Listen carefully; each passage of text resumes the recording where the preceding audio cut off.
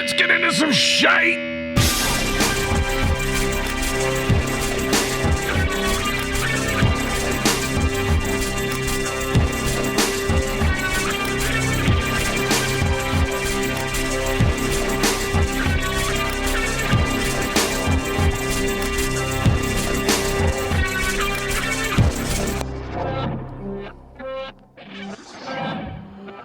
Hi, folks. Welcome to Apocaleptic. I am Rick, and I appreciate you hanging out with me for a few minutes.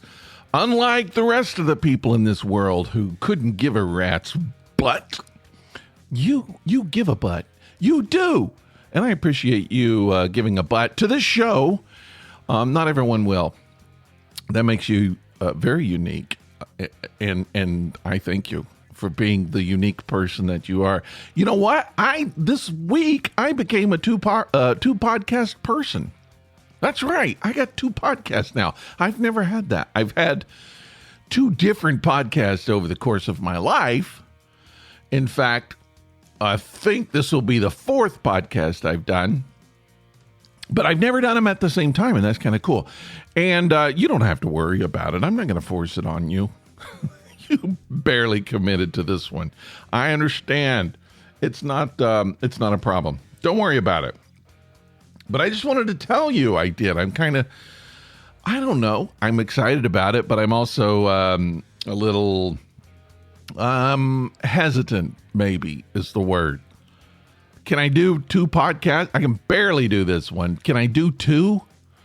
So let me tell you the second podcast.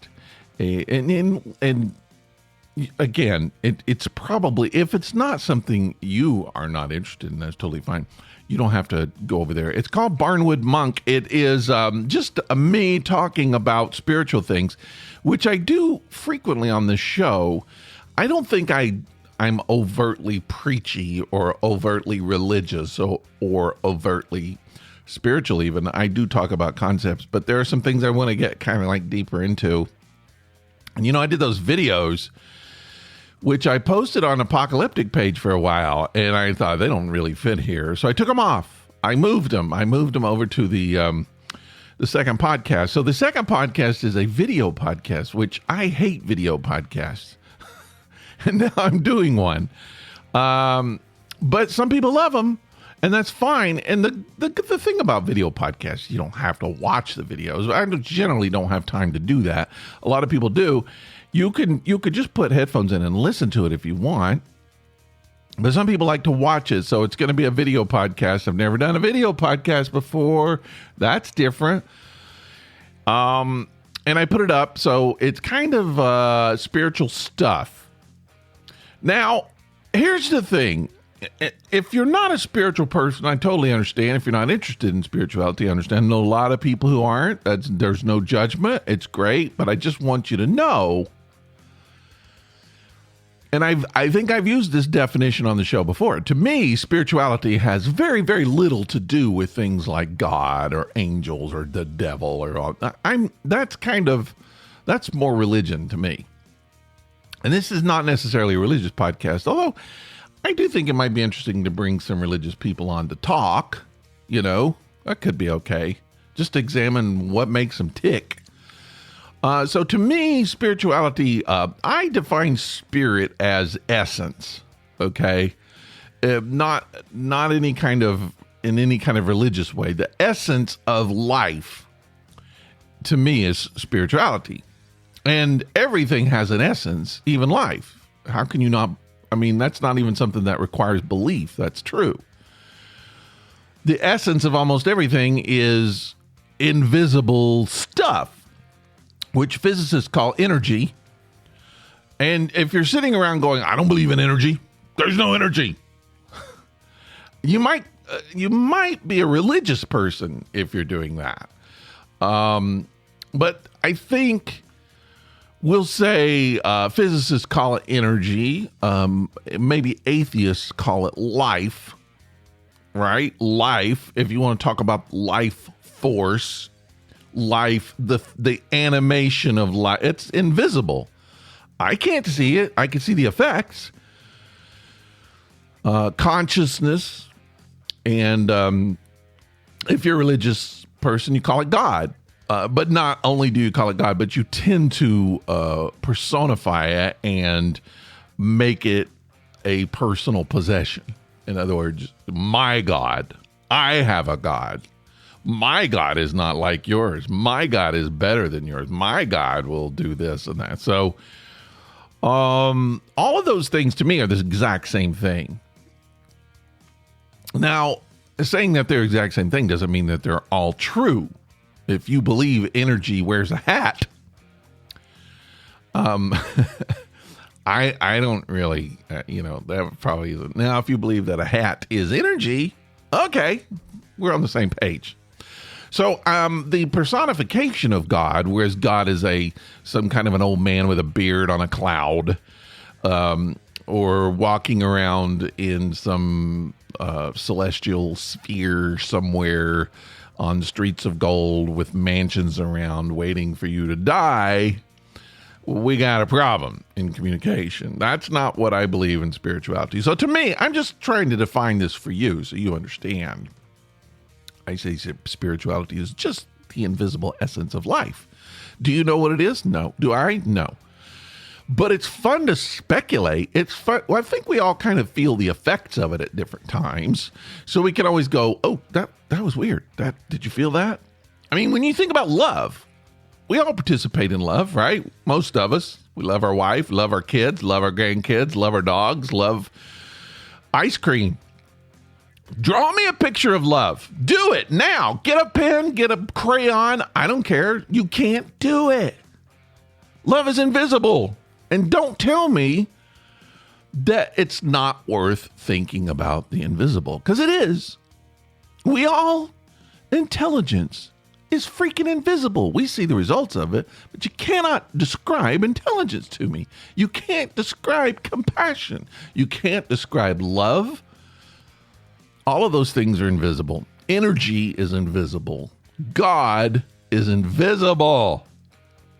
Consciousness, awareness, life is invisible. We see the effects of life. We see the life forms. That's what my podcast is about. Okay. So you don't have to subscribe, but if you do want to, it's called Barnwood Monk, and it's out there floating around in invisible space, waiting for you to download it. Now, I do want to say this podcast, I got some kind of weirdness about this podcast. I'm going to move it. I think I've decided I'm going to move it. This is not something that really affects you, although it might for a little bit. I don't know. Once you move a podcast from one distributor to another, I think there's some weird download issues and things that could potentially happen. And but I want to move it, and I won't say I want to, but I think I should. This podcast costs X amount of money a month to do. And I don't have enough listeners to pay for that. I don't have enough listeners to excuse it. If I was one of those podcasts that had thousands of downloads a month, it would be worth keeping it where... I love where I am. I love the distributor where I am. By the way, it's called Libsyn. Libsyn, all of my podcasts have been on Libsyn. Love it. Love that distributor. And if you're thinking of doing a podcast, you got a little money... it doesn't cost a whole lot, but just put it on there. They got a lot of bells and whistles, and they're great. But this podcast, it's a new podcast. It's just me. I don't need to be picky. It's just me doing a podcast. And so I'm going to change it, I think, move it to a distributor called Anchor, which is owned by Spotify, and it's free. So I don't have to pay a dime for it. That fits my budget. And it won't affect you. You still download it. You get it the same way that you always get it. So everything should be good. If you have experience using Anchor and it's a bad experience, send me an email. Let me know. Because I'm a little nervous about moving everything. I have to move all the episodes and everything. So anyway, I'm just kind of telling you this. It's not really something you care about. I know. I get it. I understand. But... it'll help me out because then I don't have to worry about paying for a podcast that no one listens to. I'll feel better about doing that for free. See how it works? I do it for you. I don't get paid for this. I pay for it out of my own pocket. So I want to keep doing it, and that's a good way for me to keep doing it. Also, we do have this listener line, I tell you about this listener line every week, 678-348-0008, which you can call and leave a message or your opinion or sing a song. Can't sing a song because I'll have to pay royalties. So sing your own song. Just do that or text that same number and communicate with me, and I'll put it on the show. I'll make you famous.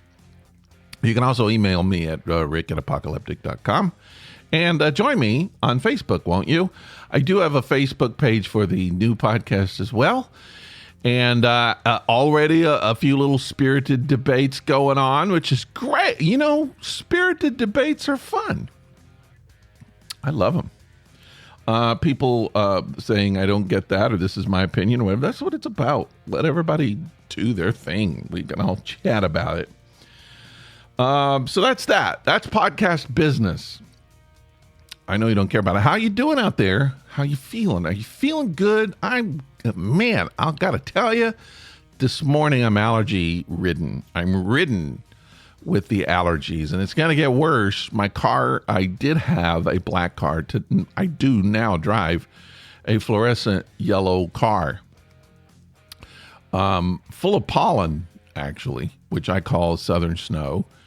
And it's getting bad. And my dogs have allergy. They're coughing all the time. I'm coughing all the time. I think that gets worse as you get older, doesn't it? Man. So it might be a little raspy on the program today. Guests, I got next week. I got to get a guest next week. What do you think? Do I need a guest? I'm a little worried about the guest because so far on the show, all of my guest shows, there haven't been a lot, but the guest shows have the least amount of downloads than any other show. What's that about? You guys don't want me to talk to anybody? Is that it? Is it coincidence? I don't know. Maybe I need to do a few more of them. Maybe I just need more interesting guests. Maybe I've just had boring guests. I don't know. So I need to do, I think next week, I got to go out of my way, really try to get a guest to come in here and talk next week. So let's see if we could do that next week. Are you prepared? You ready for it? Today I want to talk about art. Are you an art person? I feel like most people are art people, but we're also different with what we like with art, and that's what makes art great. I have to admit, I'm an art professional, right? So I own an art gallery. I've been an artist for my whole life. All right, let's say 50 plus years I've been an artist, and more than that. Well, that's the plus. So just my whole life I've been an artist. Loved art. Study art. I studied an art form in school, but not fine art. I was a theater major, which theater is an art. It's an art form. It's an art style. It's an art genre, maybe you call it. So, but I'm now a fine artist, visual artist. I do painting and drawing and things like that. And I have an art gallery that shows painting and drawings and things like that. So we do have sculpture and things as well. But I have to admit, and I think this is true with everybody, there's a lot that gets passed off as art I just don't get. I don't understand it. And that line moves for everyone. I mean, there are people who just don't get abstract art at all. They can't understand it. And that's what I love the most. It's what I do. So I could do a piece of realism. Looks exactly like a photograph. I could do that. I did that for years, and I got bored with it. And so I kind of swung the other way. I went, after years of doing photorealism, I got into abstracts. And I found out that it was harder to do. And this is what a lot of people don't realize. Abstracts really are harder to do than realism. Because realism, you have something right there in front of you. Realism, it's easy to judge. Realism, the eye's messed up. I need to fix that. I need to move that. It's the wrong size. It's the wrong color. But abstract, you don't have that. Abstract, it comes straight from your mind. So here's the way I look at it. Abstract is in fine art as poetry is in literature and jazz is in music. That's the way I look at it.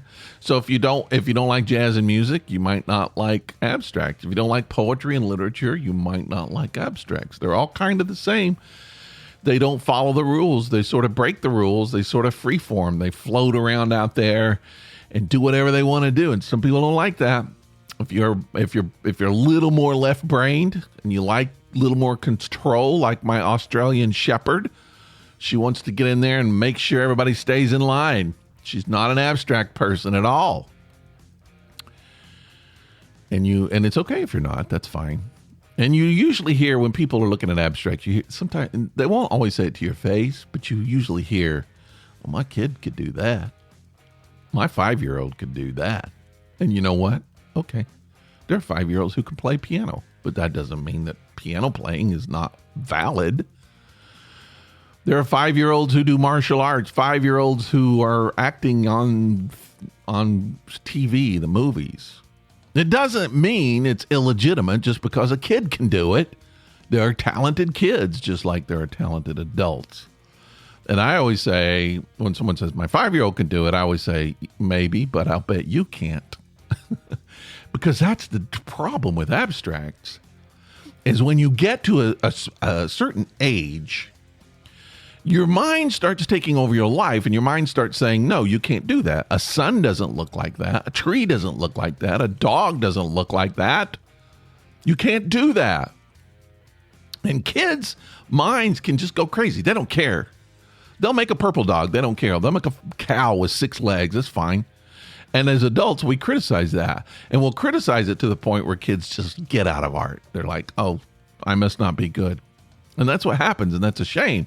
But it's because your brain can't understand art. and your 5-year-old can. So the thing about, and this is the difficult thing for me when working with abstracts, is trying to figure out a way. It's a constant, it's an art practice, but kind of a spiritual practice. Kind of a spiritual practice too. Turning that switch off so that your brain, your editor, your judger doesn't participate. And you just do whatever comes out. It doesn't matter. You don't have that person who's standing there going, well, anybody can do that. Because if you do, you'll never get it done. So you're teaching yourself to reach a part of yourself that doesn't edit. It doesn't judge. You're letting it flow. And with abstracts, a lot of people don't understand. Abstracts are communicating in a totally different way. So for me, lines are beautiful. I love lines, different size lines, different textures, the way a line curves, the way a line is straight, how they interact together and what they make when they do that. And it's like music to me. It doesn't have to make sense. It doesn't have to make visual sense. It doesn't have to be a house. It doesn't have to be a car. It's just lines going crazy, and how they go crazy, because really, we've learned to say that our alphabet makes sense, A, B, C, D. We know what those are. We can look at them, but ultimately they're just squiggly lines. You try to look at Korean. You try to look at Arabic. You try to look at Cyrillic and tell me what they say if you don't have a background in that. That just looks like squiggly lines, right? Well, that's what our alphabet looks like to people who don't speak English. All right, so what's the difference? And that's the thing. The squiggly lines that you're looking at when you're looking at abstract sometimes are there just to piss you off or to make you feel good. They're trying to send you into ecstasy or to make you sad. And lines can do that in the same way that alphabet lines for numerals, letters, alphabet can make you feel certain things when you see them. Sometimes just a number, the number 6, make you feel certain. There are certain numbers when I see the combination, I feel good. I don't know why. I have no idea why.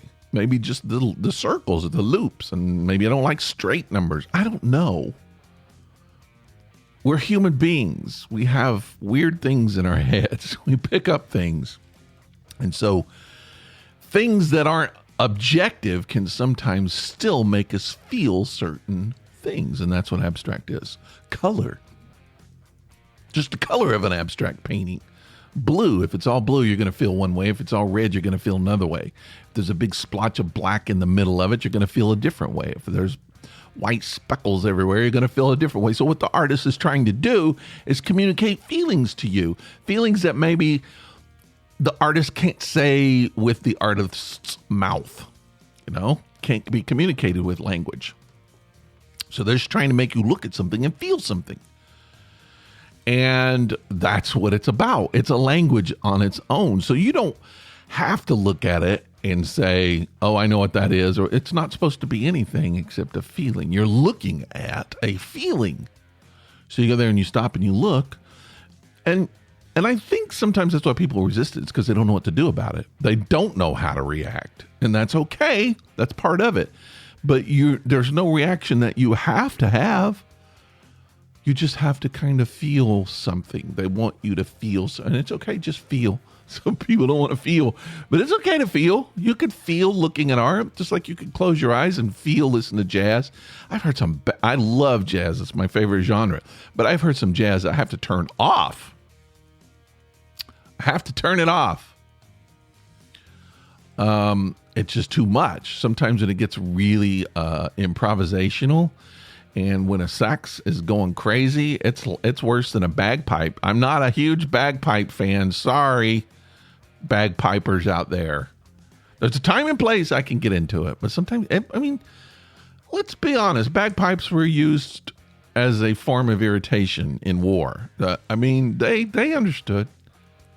And art's the same way. Art is the same way. Art can be used as a form of irritation. And it often is in political art. You look at some of Banksy's art that's on the wall. It's supposed to make you mad. It's supposed to be irritating. It's supposed to kind of piss you off. He does it on purpose. So a good artist can use line work and color work to make you feel certain things. And that's where it becomes art. I think a couple of weeks ago, I saw where, I almost said his name. I'm sorry. I can't remember it. A very, very, very, it'll hit me at some point, I think, during the podcast. A very popular modern artist who created balloon dogs. All right. Like twisted balloons. They make little dogs. And he created them. And I believe they're out of glass, I think. And he had 799 in a series. And someone bumped into one at an art gallery and knocked it over and broke it. So now there are 798. And I think I made the comment that there's 798 more to go. I'm not a huge fan, I have to tell you, that kind of stuff. I'm not a big Andy Warhol fan. I like modern art to a certain extent. Not a huge Banksy fan. I respect him. I think I've grown to like him more. But yeah, some of that I don't get. It's and I'm not supposed to get it. It's not for me. Sometimes they're communicating that art is bullshit. They're just they're trying to communicate to you that they're faking art, and they're making a statement that they're faking art. Warhol did that all the time. He made fun of art. And that's okay. There's a place for that. The thing that I don't like about some of Warhol's stuff, and a lot of contemporary artists really, is some of Warhol's stuff other people did. He just let his staff do it, his interns. I guess he would put it on a piece of paper and said, do this. And you can argue that. That's what an architect does, right? They don't build the house, they design the house. So Warhol was a designer. He designed the piece. Let somebody else do it. Is there a place for that? There is in society. There sure is. I don't care for it. I like to do it all myself. I don't have an assistant. I'm not big enough to have an assistant. I don't really want one. I enjoy doing the work myself. But sometimes, you get to a point where you're making millions of dollars on a piece of art and you need help. You need somebody to squeeze the paint out or to wash your brushes or whatever. And if you could afford that, I'm telling you, if I could afford somebody to clean up my studio, even, I would do that. So assistants are great. but I just didn't. I can't. I don't know. I don't see how you can have an assistant to do the work for you. There's a very interesting documentary called Exit Through the Gift Shop. I don't know if you've seen it. There are some people who think it's a Banksy joke, actually, and I kind of might be in that camp.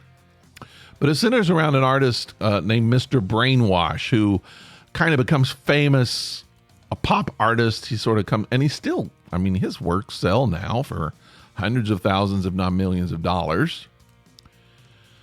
And you kind of see him becoming something. He did a Madonna album. He did some other pop culture stuff. But it seems very jokey, and it's really kind of making fun of contemporary art in a way. And I think at one point he's not doing anything. He's not even checking in. He's got a staff that's making his art. And that happens. I don't get it. Don't understand. But there's a lot about art I don't understand. And I understand. I admit that as an art professional, that I'm with you and other people at times just not getting certain things as art. I don't understand why it's called art sometimes. Sometimes it's just like, this is something that's never been done, so it's art. And I don't put those two things together. Just because it can be done or hasn't been done before or it's hard to do, that doesn't necessarily make it art. I see people doing art like on Instagram all the time where they got a canvas and with their right hand, they're painting or drawing something. With their left hand, they're painting and drawing something completely different. And that's art. Just because it's hard to do. You don't see it every day. So it's got to be art, right? I don't even know if they know it, but I think they're hoping. So this is a little a story about how little I know about art. I made the comment a few minutes ago that abstracts are my favorite, and it is. I love abstracts, to paint them and look at them and to own them. And one of my favorite things to do is to go into antique stores, go to yard sales, but mostly antique stores, thrift stores, and look for treasures. You know, there was another documentary about a woman who found a Jackson Pollock, they believe, at a yard sale. So I'm always thinking maybe I'll find some kind of a treasure at one of these places. And not too long after I moved into Atlanta, I went to an antique store, and I saw this painting. I just like, this is something. I could tell. It was a little painting. It's I can't remember, 10 by 10, 12 by 12 inches, something like that. Little square. But I could just tell it was advanced. It was an abstract. But I just looking at it, never heard of the artist before, but I just like, this is something. And so I just picked it up, took it up, and I don't know. I think I negotiated it down to $8 for the painting. And got it home. And started doing some research and found out that the artist became one of, they did a lot of paintings, but became one of the country's foremost collage artists. As a teacher, as a maker, and he some of his work is hanging in like the Museum of Modern Art and just everywhere. He's very well known. Dead now, but he was very well known. I have a piece I paid $8 for. And I found some of his other works online that had gone up for auction in, a few $1,000s. I got it for $8. It was awesome. And I saw not too long ago a website where his daughters were trying to figure out where his art was all across the country. They were making a little collection. There's a museum of a bunch of his artwork. So I sent him a picture and I said, I bought this and I own this, and just so that they have record of it. But I love doing that. I found art by a Brazilian artist in Chattanooga. I paid $65 for it. Did some research. When the Olympics were in Brazil, he was the official artist, and his works sell for like $10,000 and more. And I paid $65. Actually, thanks to Google Translate, I sent him an email, and he said, "Yeah, I painted that in 1985 when I was living in Miami." So I guess that's how it got here in the United States. And it's not my favorite kind of style, but it's nice having an original piece of art. So I love doing that. I went to antique store and I saw a piece, an abstract. I was like, this. I put my art skills, my awesome detective art skills into use, and I saw this piece, blues and oranges, and it was an abstract, really crazy abstract. I was like, this artist knows what they're doing. I could tell by the strokes that it wasn't signed in any place, which that's a little suspect, but still, I could just tell. So my wife said, I don't know if you should get it. And I was like, okay, well, what they're asking for it, the frame is worth that. If the piece turns out to be nothing, then I can just put another piece in the frame because it's worth the price they're asking for it. And I think it's something. I believe it's a real piece of art, and I think we got a treasure here. So my wife gave in, said, all right, go ahead, get it. I didn't pay that much for it. I don't remember what I paid, $8, $12, $10, something, nothing. Take a chance. Why not? So I did. I bought it and took it home, took it out of the frame, and on the back, it was signed on the back. It said, created by Bradley, age 6, at whatever school.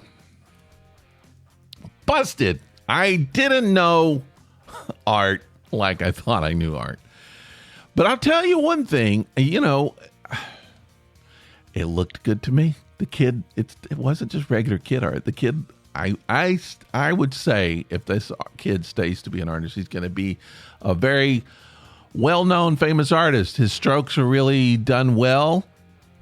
Different from most kids. I think he was onto something. But anyway, I own one of his paintings. So don't feel bad if you don't know art. I don't either. It's all just what you like. I learned that in all my years. In the end, art is simply about what you like. If you're an investor and you're trying to buy something, it's about a name. And this is something I just learned recently, is one of the things that makes an art piece valuable is who owned it. So Jean-Michel Basquiat, who's my favorite artist, lots of his stuff out there. I think he holds the record right now of the most expensive art piece ever sold, like 600 million or something like that. And it's one of those things where you would look at it and think that a 6-year-old did it. But he was a graffiti artist in New York City and translated very well into the fine art world. And his stuff sold in the late 70s and the 80s. And then he died when he was, I think, 27 years old. So he's a kid. But a lot of his work is out there, and it's really, really expensive. And I saw an exhibit of it in Atlanta right after I moved here. Amazing. I loved it. But there are some pieces of his that are owned by Jay-Z and Beyonce. So just by virtue of the fact that they own his pieces, those particular pieces, when they do go up for sale, if they do someday, that price will go even higher, because not only is it a Basquiat, but it's a Basquiat that was once owned by Beyonce and Jay-Z. So I never realized that until recently, is that who owned it makes a really, really big difference in the value of a painting. Keep that in mind. I will tell you really quick here. If you owned a painting, I don't know that it's going to make it go up. I think you have to be somebody. And you're someone to me. You are. But until you're someone to everyone else, I don't know how much effect you're going to have. If I own any painting, I think it brings the value down. I believe that's what Christie's says. But anyway, that's the deal. That's the weird art world. And I have a painting by a 6-year-old, Bradley, to prove it. I don't know. I just get what you like. If you see something and it makes you happy, buy it. But I do encourage you to buy original art. There's something about owning a piece that an artist put a lot of time and energy into that's very, very rewarding. Having a slice of someone's life hanging on your wall, that almost sounds horrific, but no, it's not. It's wonderful to think how, the work that goes into putting together a painting. There's a lot of judgment. There's a lot of questioning. There's a lot of joy. It's just a little, sometimes paintings take weeks or more to do, and you own that work from an artist. It's not a print. It's something they worked hard on, and now you got it hanging on your wall. There's just something really, really fun about that. So, original art, get it. If it makes you happy, get it. It doesn't matter anything about it, who did it. It's all about what it makes you feel, and if it makes you happy. And that's how you should buy art, unless you're into it for investments, and then we'll have another conversation about that. Who's doing that? We're not. We're buying art because it makes you happy. That's what I do. I want to sell art. Makes people happy. All right, people, I'm going to let you go. I'm going to say goodbye. Next week, we're going to try to get a guest. I don't know how I'm going to go. I got to find maybe I'll bring an artist in and talk about art again. We won't do that. We'll hold off for a little bit, but I need somebody interesting, and I'm going to do that next week. But in the meantime, this is St. Patrick's Day week, I believe. Really, next week is. It's a week from today, right? A week from tomorrow is St. Patrick's Day, I think. Friday. But a lot of the parades are this week. The Atlanta parade is this weekend. I'm going to try to go to that, put on some green, go get my Irish on. Yeah, we're in that time. And then it's like my birthday, and then we got hot summer for a while, and then all of that. And then it's October again. The year's up. It goes so fast. Anyway, I'll see you Monday.